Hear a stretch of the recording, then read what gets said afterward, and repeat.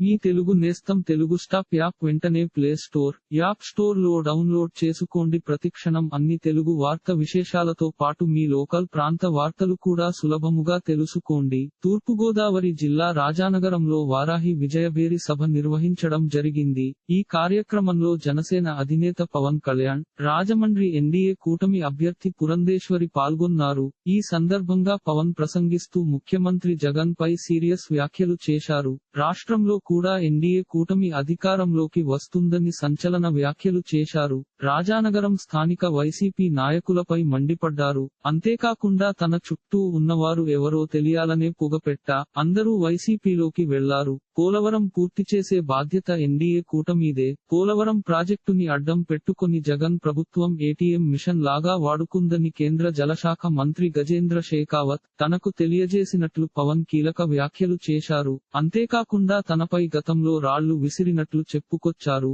ఉమ్మడి ఆంధ్రప్రదేశ్ రాష్ట్రంలో వైఎస్ రాజశేఖర్ రెడ్డి ముఖ్యమంత్రిగా ఉన్న టైంలో ఎన్నికల ప్రచారం చేస్తుండగా అనేక దాడులు ఎదుర్కొన్నట్లు చెప్పుకొచ్చారు. కానీ ఆ దాడులు తట్టుకున్నా జగన్ లా డ్రామాలు ఆడలేదు. సినిమా టికెట్ ధరలు పెంచాలని వెళితే చిరంజీవిని జగన్ అవమానించారంటూ పవన్ కామెంట్లు చేశారు. సినిమా ఇండస్ట్రీ మనుషులు వైఎస్ జగన్ కి పడదని చెప్పుకొచ్చారు. రాబోయేది తమ ప్రభుత్వమేనని కాబట్టి పోలీసులు ఎన్నికలు పారదర్శకంగా జరిగేలా సహకరించాలని పవన్ విజ్ఞప్తి చేశారు. ఇలాంటి మరిన్ని ఆంధ్రప్రదేశ్ వార్త విశేషాలు కోసం ఛానల్ కి సబ్స్క్రైబ్ చేసి గంట నొక్కడం మర్చిపోకండి.